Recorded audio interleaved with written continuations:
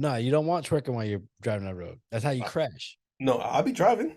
They're twerking. No, get out. First of all, I ain't twerking with you driving. That's not how it works. No, that's not how this works, bro. No. Yeah, we're just gonna start this shit live. The only time I caught the Holy Ghost was when I was in church drinking. Like, they're two dumb dudes. Welcome to the latest episode of Sarath and Chris's Movie Therapy Podcast. Woo! This show is starting to get like very, very introspective.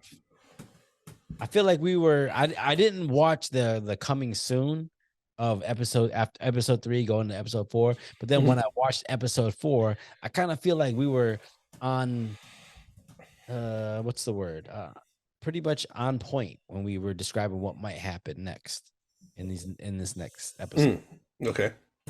You know? Honestly, I don't even remember. I mean, I remember, but I don't remember what we say that's going to happen next. All right. With that being said, welcome to Sarath and Chris's Movie Therapy Podcast, Side B. Bitches. It's your boy Sarath, aka Makazi, and your boy Chris Brown, aka Red 4 Delta. How's everybody doing? Hey, well, that side B means we are talking about things that are not movies. We're talking about movies. I mean, we're talking about television. We're talking about books. We're talking about music. Yeah, whatever. There's one of them M words. Oh, gosh. And right now we are covering The Last of Us on HBO Max. Indeed. Yeah. And the last we left off, we had Ellie and Joel leaving Bill's compound in Lincoln, Massachusetts, and just heading towards Wyoming to find his brother Tommy. How would you feel if, like, again, you're in this journey, right? You're trying to get to wherever you need to go, and you finally get a truck, some shit that's actually gonna take you a good distance. You ain't gotta fucking trek it out there. Yeah. How would you feel? I'd be happy as hell. What would you equate the happiness of getting a truck in this world to to something that happens to you in life right now? Shoot, you ain't walking nowhere. like you have a safe and secure means of travel. Like it's been taken care of. They ain't gotta worry about it. Put the battery together, get some gas, let it ride. I don't know. I know you, Chris. I know you well. I feel like this is the equivalent of good pussy. Negative test.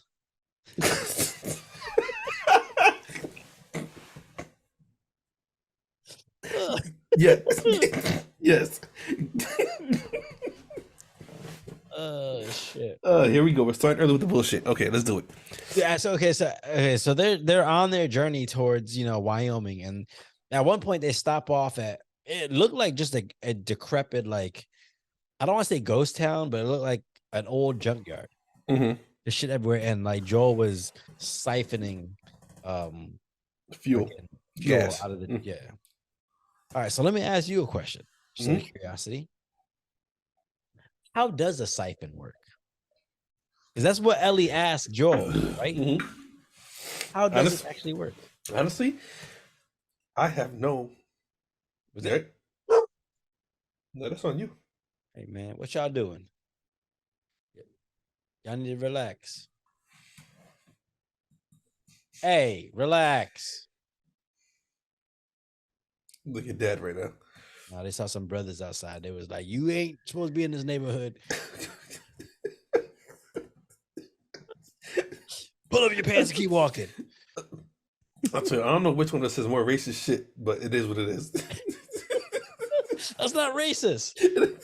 That's not racist. That's me being judgmental of modern hood kids. It's not got nothing to do with color. You know how many white kids I've seen with pants hanging off their ass? Yeah. You got a point. Yeah, chances are because they're hand-me-downs and they can't afford it. But that was me. I had a lot of hand-me-downs growing up. Shit, so did I. I'm just saying, like, it's not hood. What's the word? Hood nuances aren't exclusive to like colored folks anymore. Interesting. Let me ask you a question. Do you consider the trailer park hood, Hell nah. Why? Just out of care. What signifies hood versus This is gonna sound so fucked up. Cause trailer park ain't got no style and fashion. Well, they do. They just got their own. You ain't gonna you listen. Back in the day, you would never see Carhartt in the hood. Okay. I think, but you would see Carhartt and Dickies in the trailer parks. But you see them in the hood now, right? I don't know. I ain't been to the hood in a while. You live in the boonies. That's the problem. Hey, I got my You own got hood. no one around you. Hey, not like it like that. Who No, else can who else can wake up at 2 in the morning, go outside and start shooting because you want to? bro, that's Just why saying. that's why your ass got bit by a fucking rattlesnake. Hey, yeah, yeah, yeah. All right, so okay. So what is like? How does a siphon actually work? Because after Ellie asked Mhm. Joel, like, how does that work, and he tried to explain it, I'll be honest. I sat there. I was like, huh. I've seen siphons used before. I've done them before, but No, but so yeah, I've done it, but I still can't tell you how it works. yeah, It's just something about the reverse gravity with the suction. I don't know. but in the show, he blew into the tank with another one, Yeah, and then it went. That's not how I did it. nah, it was. I don't know how to say it, but like no homo. You just had to grab it. Now I gotta say because I don't know how to. I don't know. Look, I just gotta grab the son bitch and just start sucking. Yeah, so it's like as soon as it gets close, pour that Just shit drop down, it, right? yeah, and then Let it it'll go. just keep flowing. It'll just keep flowing. Yeah, I don't I've, know how that works, but it works. I've done it too many times. I don't know. Yeah, I'm sure you have. Yeah, fuck you. Uh, Oh man. I mean, at one point, Ellie found a Hank Williams cassette in the back. Mhm.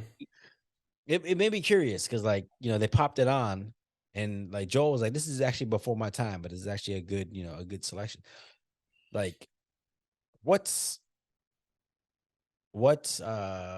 good road trip or road traveling music to you? Oh, Because not all music is equal, no. right? You're talking to somebody that drives for a living, so Yeah. I go through different moods. Like, God dang it. You know what? That's a good question. What is good road traveling music? Because everybody wants to hear what they want to hear. So Yeah. what's a good music that everybody doesn't mind hearing?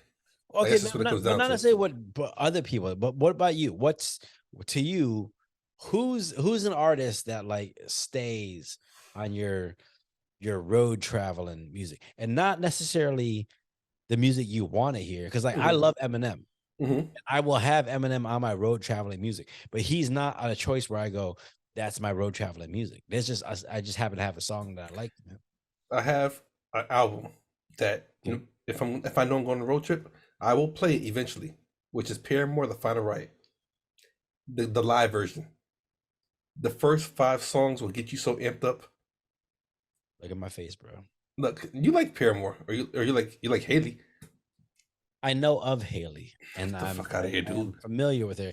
I wouldn't call myself a fan of Paramore. I'm just familiar with them.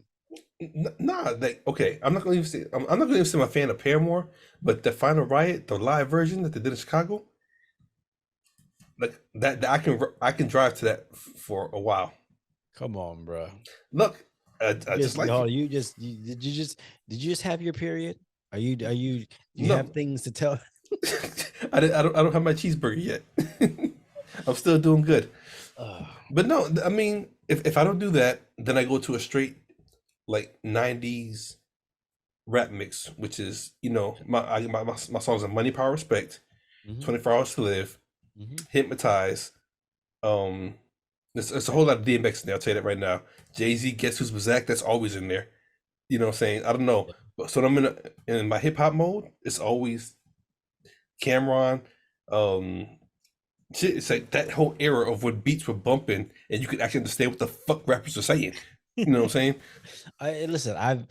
In the last few years, I've actually come around to some of the. I don't want to say mumble rap, but some of the newer music it's more of a vibe. Some of Mm, the newer stuff is more of a vibe. So when I'm listening to it, I'm not listening to it for the lyrics. I'm just Mm. listening to it to bop. So like when I'm listening to Kid Cudi or if I'm listening to Kid Leroy or something like that. Mhm. But if I had to say there's someone who's on my road trip, probably Ed Sheeran. Really? I think I got a lot of Ed Sheeran on my road trip. Really? Okay. Yeah. Interesting. Ed Sheeran and James Blunt. Wow. Yeah, I think as far as like these are music that like when I'm on a road trip, this is Mhm. what I like listening to. Again, I'll have my hip hop, I'll have my Nas, my Eminem, Mhm. my Rough Riders, all that stuff sprinkled in. But these are ones where like if I'm just driving, Mhm. they get me in that like chill, relaxed mood. Like, Hmm. yeah, See, mine's is more like I want to be amped up because I can chill and relax with no music by myself and just be riding. But when I know I need to wake up, all right, party time. Let's get this cracking. yeah. But see, You know what I'm saying? when I'm driving, I don't really feel like I No, need to wake I up when will. I'm I will. driving. I will say this. This is one reason why I hate riding with you. Your music ain't never loud enough. Well, it's because your ass ain't got good ears. I do got good ears. I hear a whole lot of Hell shit. no. Yes, I Your do. shit needs to be turned up because you're so used to that fucking boom, all that bass. I'm trying to listen to the nuance of the music. Your ass trying to be blown out. I'm trying to rock the car. Yeah, we can't rock out to James Blunt and Ed Sheeran. Yes, you can if you turn it loud enough. And turn it. No. That's something you gotta listen. You gotta listen and take it in. Get a vibe. Your ass is out here trying to do twerk in the fucking I don't know, some Shania Twain or some shit. Hey, did you see that video of Wale poking out and the girls are twerking while he driving down the road? You want twerking? No, you don't want twerking while you're driving that road. That's how you crash. No, I'll be driving. They're No, twerking. no, get out. First of all, I ain't twerking with you driving. That's not how it works. No, That's not how this works, bro. no. I ain't no lot lizard. Get the fuck out of here. Oh shit, no. But yeah, that is one thing I do. That is one thing I actually like. It makes my teeth grit. Yeah. Because I love riding loud. When I'm in that zone, turns up, let's go. And you got a crazy, I ain't gonna say crazy system, but you do got a good system in your truck. Yeah. And you keep that shit on 10. Turn that shit up to fucking 40. I like being able to hear my thoughts. You trying to drown out your thoughts because you don't like the thoughts that's going running through your head. Because I don't want to think about shit. I just want to feel Decrepit it. ass. I want to listen, feel, and enjoy. It's like a woman.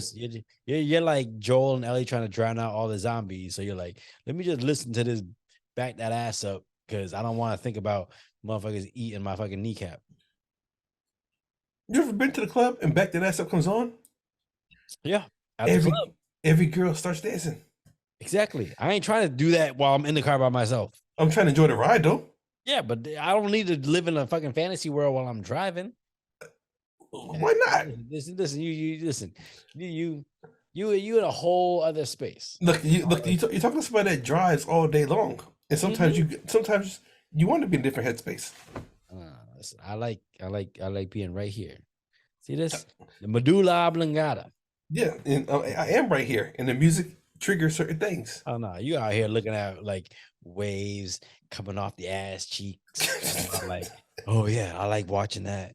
And you're thinking about that shit, and you're not thinking about like the real shit. Like, It is real. No. You gotta think about the real shit. Like, how much dill do you put in your clam chowder? That's the real shit.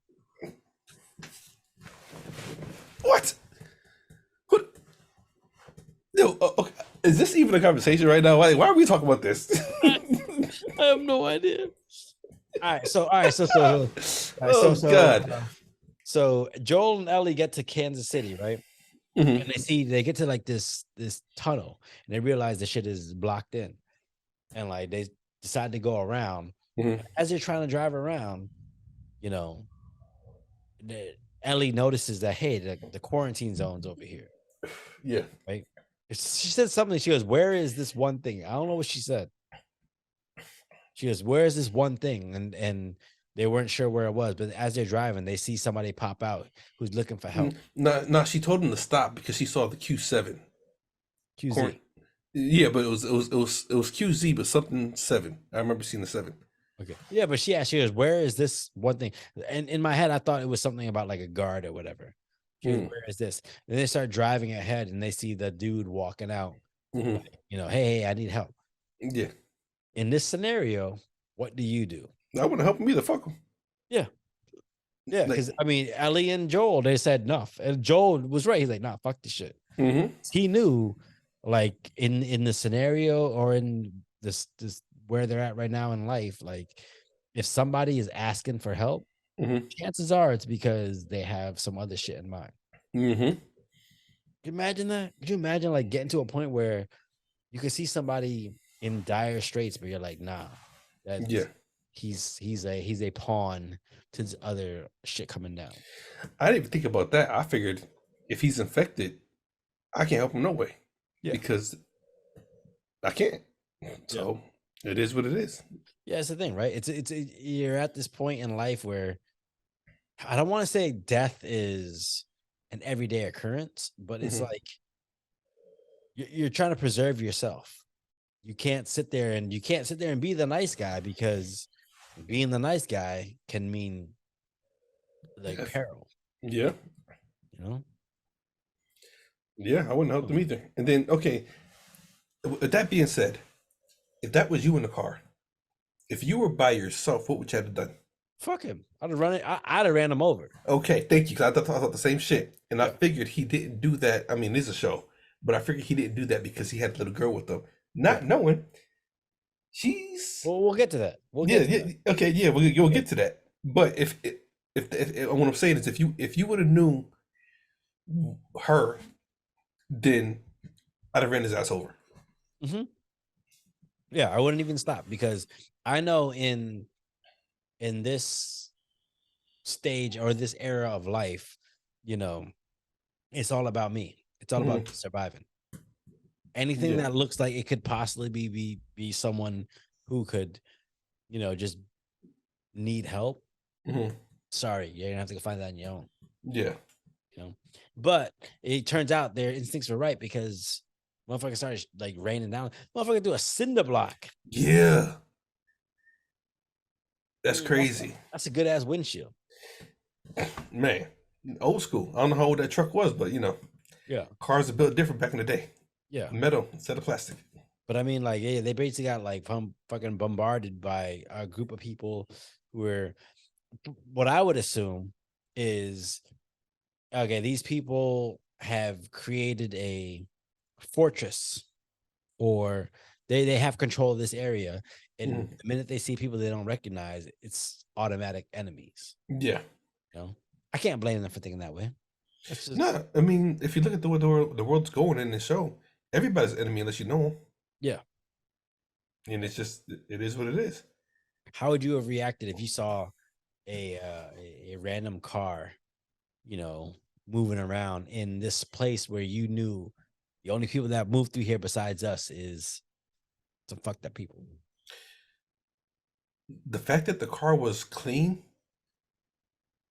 I'd have been a little bit different. I wouldn't have engaged. I would have tried to see what was going on, especially knowing if I'm not affected, because you can't be affected driving a car like that. Yeah, but like if I see a clean car moving, I don't know. In my head, I'm like, I'm trying to take the car. Definitely, but I would approach it differently. Yeah. I would have did like a roadblock and just stopped them. Yeah. Yeah. But like, Because, so they end up crashing the truck, and they end up getting into a firefight with mm-hmm. some people. And this is where a very poignant point happens in the show. Okay. You watch it, Yeah. I mean, okay. Well, I guess yeah, because he tries to save her, which I think is that flashback of his daughter, Yeah. and he does his job, but then one of the guys gets the best of him, and she comes out and she shoots him. Yeah. So she had a pistol. Where did she get that from? I didn't. She had found it in the drawer in Bill's house. Oh, okay. I must have missed that part then. It was like in the bedroom or something like that. She had found it, and then when Joel walked away, she put that in her backpack. Mm. So at the beginning of the episode, you see her doing the shit in the front of the mirror. Yeah, yeah, yeah. You talking to me? Hey, you talking to me? She was doing that. Need a Tommy gun for that. You know what I'm saying? Yeah. But like, yeah, so she realized like, hey, if I don't step up, Joel's gonna fucking die. Yeah. Like, I don't know. So she comes out and she ends up shooting the dude that was choking out Joel. And I'm like, it was one of those moments where it's like you could see from her, she did something that she was uncomfortable with, she wasn't unfamiliar with. You know, Okay. it's like I might not like, doing this, but I know I've done it before. I know I need to do it. Because I think if she was really, really comfortable, she just shot dude in the head. But Yeah. because she was just like, I'm okay. I've shot a person. I don't know what she's done before, but Yeah. she was okay with like doing something. So she shot the dude, and she just like stood back. So it didn't stop her there. But I don't know. It's just one of those instances where you're put in a position to make a choice, and like just she just relied on her history being like, I have no problem hurting someone. I might not necessarily want to kill someone. Yeah. And I think that's why she started like crying, because she didn't kill him, Yeah. but he ended up like, remember Batman, Dark Knight? He says, you want to know who the real ones were before they died, because you show your true self before you die. Yeah. And he was crying and complaining like, no, don't kill me, take my knife, take this, take that, whatever. You know what I'm saying? And Joe was like, you just tried to kill me? Nah, Yeah. because you wasn't talking the same shit 5 minutes ago. I was gonna say, like, how did you feel about that? Because on the one hand, dude had a fucking shotgun to Joel's neck trying to choke him out. On the other hand, he's begging for his life. Like, Yeah. we can go meet up and talk it out. And then like, now you want to talk it out, but that wasn't your first approach. Your first approach was aggression, so I'm gonna give it back to you. Now, like, I did it off GP. Like, nah, Yeah. like, you gotta die. You know what I'm saying? You can't blame someone like Joel for just ending a dude's life, because like right now it's kill or be killed. And all you showed me was when the chips are down, my life don't mean shit to you. Yeah. So, but like, how'd you feel about Ellie, like being faced with that position of, I don't know, making a decision that she might not necessarily be comfortable with? I felt like Joe played it right, because I'd be upset, Yeah. but be thankful at the same time. Like, I appreciate you, but you're wrong. You know what I'm saying? And we'll work through this. It's one of those. That's one of those things where you got to make a decision, and it's a reaction. You know what I'm saying? Yeah. I forgot to go pee, so I got to go pee. But before I go pee, let me ask you this question, and you talk to the people. If someone handed you 20-year-old Chef Boyardee, what are you doing? Me. In these circumstances, as the show shows, if you guys are watching, look, I like Chef Boyardee. I like Campbell's, ravioli, beefaroni, spaghettios, whatever. You know what I'm saying? If I know I haven't eaten like shit the last God knows how many years or months or whatever because of everything going on, I think I would enjoy it. It will bring back memories. It will bring back times of struggling but having fun for me. So, yeah, I'd have ate the ravioli. I'd ate the beefaroni, and I'd have been happy about it at my age right now. Just saying. All I heard was at your age. So I have no idea what you're talking about. Well, because I said if this was taking place and it's 20 years later, and somebody gave me some beefaroni, ravioli, spaghettios, whatever, for me in my life, I'd be happy about it, because that brings me back to a time where it was a struggle time, but it was fun. Yeah, but bruh, Look, I still eat ravioli today. I love Chef Boyardee ravioli. It's one of my favorite things. But bruh, food ain't supposed to last 20 years. I agree. I definitely So agree on that. that's all I'm saying. It's like she was scarfing that shit down like it was, Look, Yeah. I'd have opened it up. If it came out looking anything other than what it's supposed to look like, I probably wouldn't have touched it. But if it came out looking fresh, hey, it's Yeah, but chips. she don't know what it's supposed to look like. That's the thing. She did, but he did. Yeah. If it came out looking brown, like, oh God, no, nah. I'll be like, yo, this is chocolate Chef Boyardee. Leave that shit alone. Don't eat this. No, like okay, so I mean, I remember in our last episode we were talking about episode 4, and I think one of the things we thought might happen is we would get a sense of uh teamwork from Ellie and Joel. Mm-hmm. And I think that's what we got in this episode. Actually got to see them kind of working together and you know, what's the word? Like get not getting along, but just you know, Learning how to coexist. there you go, coexist. Okay. And yeah, I thought we got a good sense of that because not only did we get a sense of them coexisting, we got some laughter because by the end of the episode, Joel was laughing at some of the puns. Mm-hmm. You know, man, what's a pun you like? Big pun. I don't know where you playing no more. Shit. I don't know. I don't. Shit, man. Listen, kids these days don't know who Big Pun is. They better learn. Shit. The Puerto Rican fat brother. Yeah, for Really real. good at rap. I was gonna say the other word just because I could, but nah. Yeah, No, but like you could see the relationship building between Joel and Ellie, definitely. which I really liked because at some point, if you're in the weeds with someone, like eventually you start getting along. I don't give a fuck how much you hate each other. If my life is in your hands and we're going at it for about 2 weeks, eventually, I'm gonna start laughing and chatting with you. Yeah, I told you this. I might have said it even before in the podcast. And I was in Iraq. There was some days where we be behind the gate and hating each other, wanting to fight, just because we've been around each other too long and we ain't getting along. But hey, them sirens go off, load up, and it's like, fuck you 5 minutes ago, but I love you right now. You know what I'm saying? All right, let me ask you an honest question. If the sirens go off and you're behind the gates, right? You know the enemy's coming. Do you trust a motherfucker that's uncircumcised?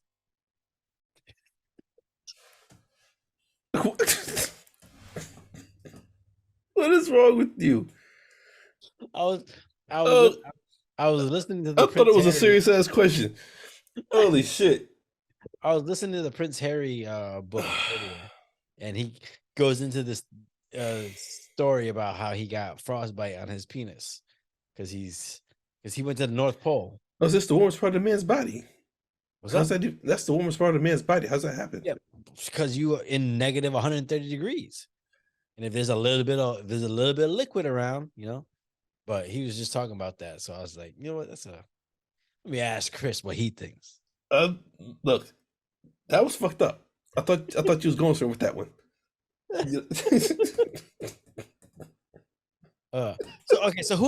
So in this episode we get introduced to like the big bad. I'm sorry for the folks listening. We just filmed an episode of the A side, and so we're a couple of drinks in. Oh god, yeah.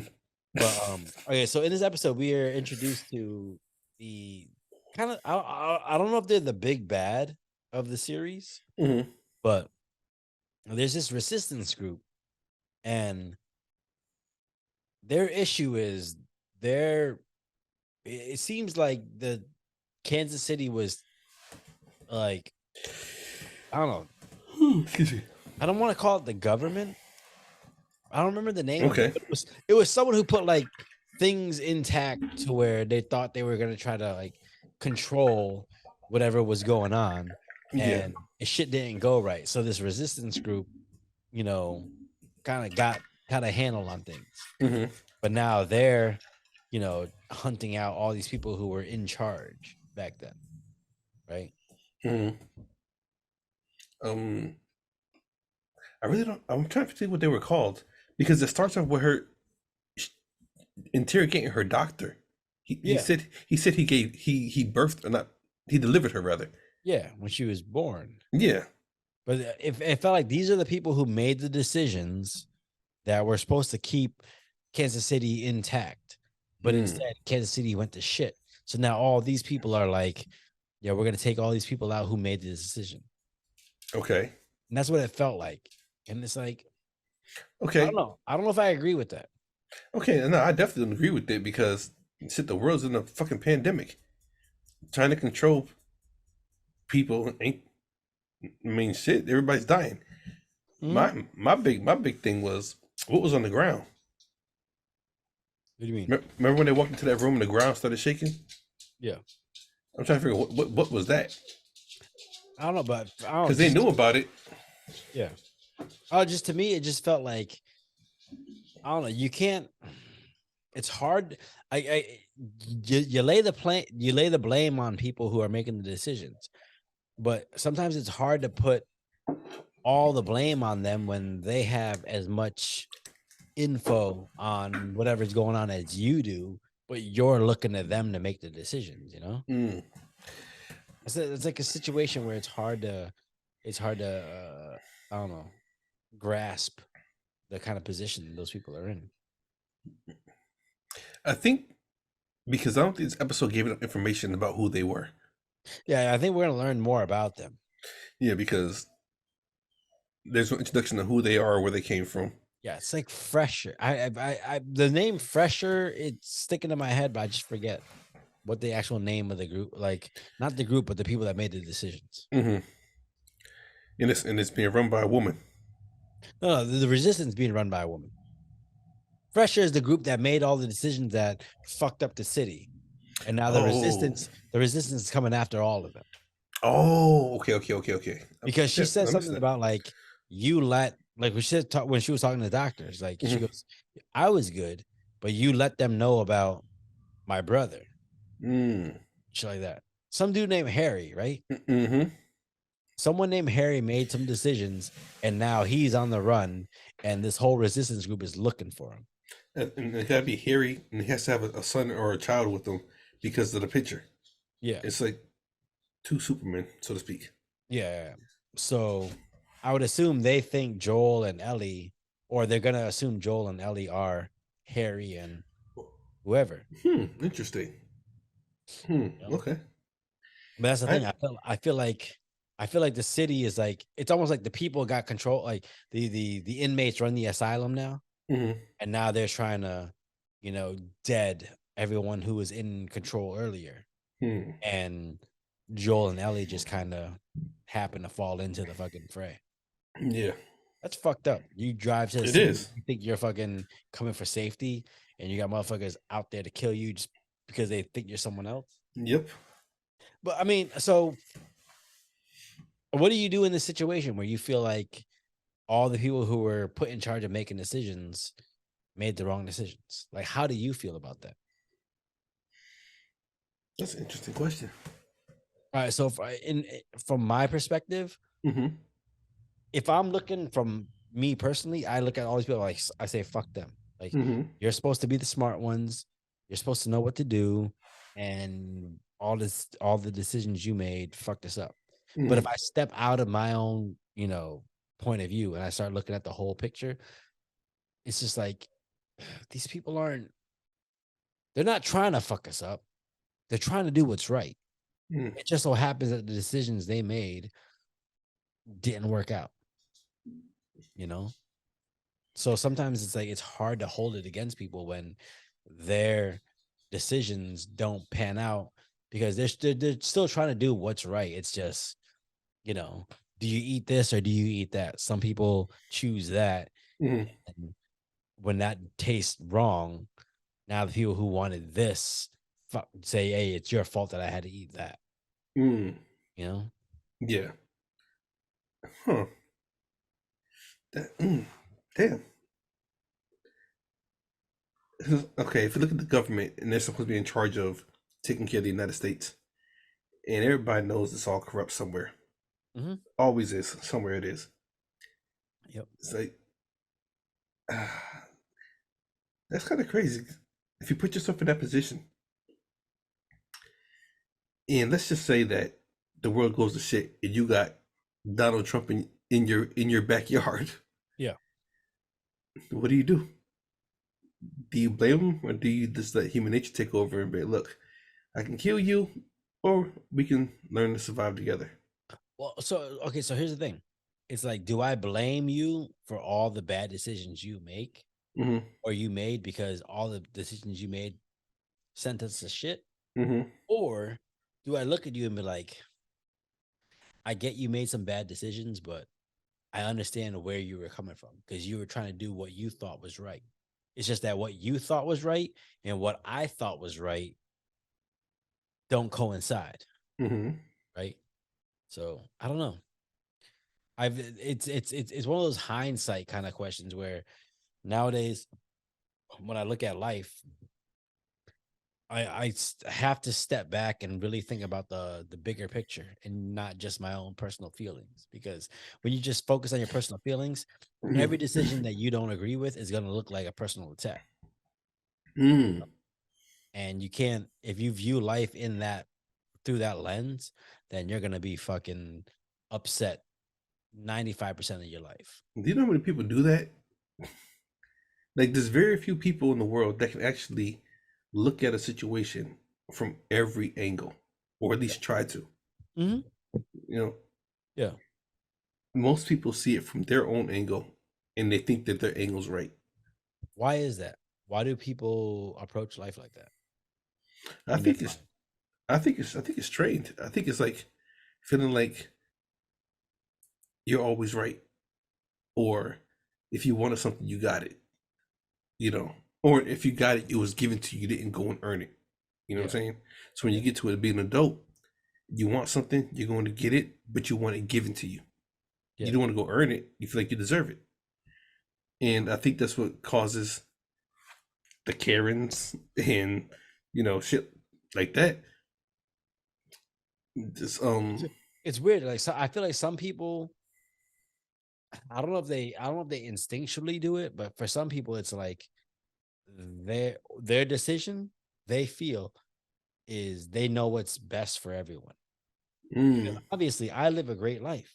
I hmm live a good life. I'm a good person. So whatever decisions I make, those are the good decisions. And if you make a decision and it's not the same one I would have made and it goes to shit, well, that's your fault because I would have made the good decision. You didn't. hmm So it's one of those situations where it feels like, people try to get back at these people who made these decisions to send our society to shit. And the only reason I have to go against them is because I felt like I might have made a different decision if I was faced with the same question. hmm Oh. Yeah. But okay, so Uh, at the end of the episode, we find Joel and Ellie sleeping. They're just trying to go to bed right now. Just they're right now they're in hiding because they're kind of in the weeds. They're in yeah, they lost their truck and all their supplies, so they're just trying to move quietly. yeah, and they got some people, like got people on their tail. There's people looking out for them. Yeah. So they're trying to fall asleep. And Ellie tells one of her puns. I forget what it was, but the shit made me laugh. God damn it. Shit. I'm gonna go back and watch this episode and laugh at the little puns that she had. Yeah, I don't.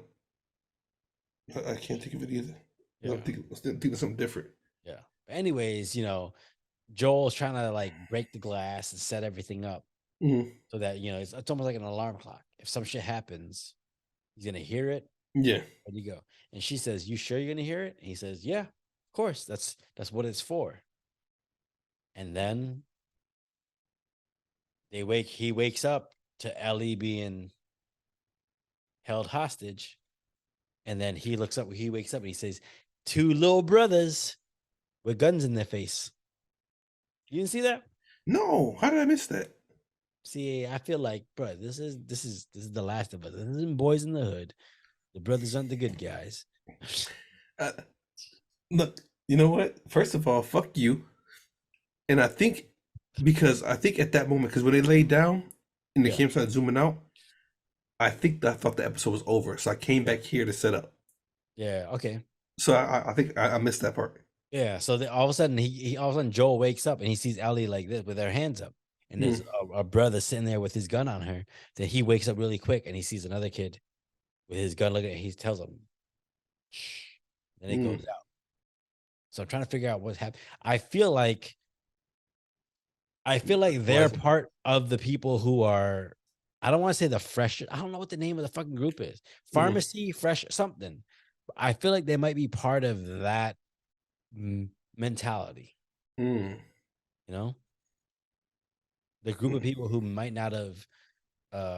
You know what? What I didn't even see that part of the movie. But if show? it's two brothers, right? Like brothers in Paris.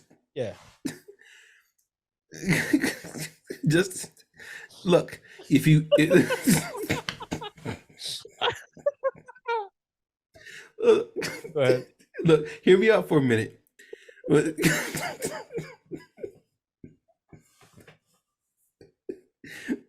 Look, I'm trying to make a serious point here.